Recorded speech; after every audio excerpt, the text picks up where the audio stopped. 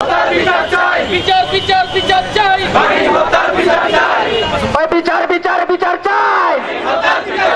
আমি উপস্থিতি এই পর্যায়ে আপনাদের মাঝে এরকম করতে করতে আমার ছেলেকে মানে কি নির্মমভাবে ওরা মারতেছে, ওদের ভাইও করতেছে, মানে কি পুরা ধৈর্য ধর, আমি টাকা দেবো তোদেরকে, আমার ছেলেকে যত চাষ আমি তত দেবো, তবু আমার ছেলেকে মারি না, আমার একমাত্র ছেলে।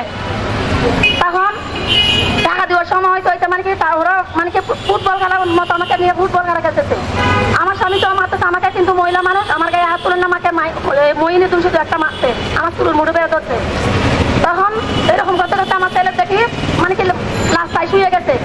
যখন আমার ছেলে রাস্তায় শুয়ে গেছে, আমি এখন তার অতীত বলতেছি আমার হাত কিন্তু ধরা আছে, আমি নরম হই নাই। আমার ছেলে যখন প্রাণ চলে গেছে তখন আমি নরম হই নাই। আমি বলতেছি আমার ছেলে মনে হয় আর নাই পৃথিবীতে। প্রথমে পায়ে ধরে বলছি, তারপর বলতেছি তোদেরকে আমি আর টাকা দেবো না, আমার ছেলে নিলে আমি পুলিশের কাছ থেকে নেবো। আমার ছেলে মনে হয় আর নাই।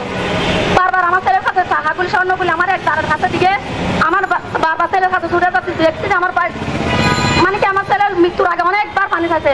চাচাকে বলতেছে চাচা আমাকে পানি দাও, সবাইকে বলতেছে আমাকে পানি দাও, আমাকে বলতেছে আম্মু আমাকে একটু পানি দাও। আমার ছেলেকে বলতেছে মুখ ধরে, আমার ছেলে মানে কি পানি খাইছে, পানি দেয় নাই, পানি করে আমার ছেলের প্রাণ চলে গেছে। রুমান যাকে আমি নিজে ধরাই দিচ্ছি, রুমান আর কে আজাদকে আমি নিজে ধরাই দিচ্ছি। ওরা বলতেছে মুখে মুখ দেবো তোকে পানি না। আমার ছোট্ট শিশু কি অপরাধ করছে তাদের কাছে, বড় হইলে বলতাম বড় হয়েছে, আমার ছেলে অপরাধ করছে। আর একবার দুইবার যদি আমার ছেলে অপরাধ করতো, আমাকে যদি হাতে তুলে দিত তোর ছেলে অপরাধ করছে না, তোমার ছেলেকে আজকে অপরাধ ধরছি, তোমার ছেলেকে নাও। আজকে আমি মনকে সান্ত্বনা দিতে পারতাম, আজকে আমার মনকে সান্ত্বনা দিতে পারছি না। আমি এখানে আছি আমার মনের জুন নিয়ে, নাজিম মাস্টার, তারপর তৈয়ুব, মইনুদ্দিন, নাজির, রুমান, আজাদ, এই পাঁচজন যদি আমার ছেলেকে চাইতে বাঁচাইতে পারতো, এই পাঁচজন আমার ছেলেকে মেরে ফেলছে।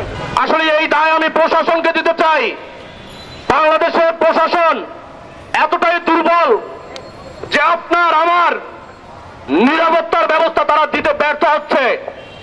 কোন প্রয়োজনে যদি থানার কোন ওসি অথবা এসআইয়ের সাথে যোগাযোগ করে তারা সেখানে কালক্ষেপণ করছে।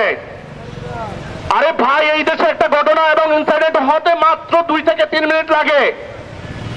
আপনারা যদি এই বিষয়ে অ্যালার্ট এবং সজাগ না থাকেন তাহলে বাংলাদেশ আরো অন্ধকারের দিকে যাবে। কথা হচ্ছে যে আমরা কি মব সৃষ্টির মাধ্যমে দেখা যাচ্ছে যে মানুষ মারার নতুন সংস্কৃতি তৈরি হয়েছে, এটা কি চালু থাকবে কিনা? আমরা চাই না এই ধরনের আর কোনো মায়ের বুক খালি হোক, কারণ এর সাথে কি ধরনের নৃশংস ভাবে। আমি উপস্থিতি এই পর্যায়ে আপনাদের মাঝে সংক্ষিপ্ত বক্তব্য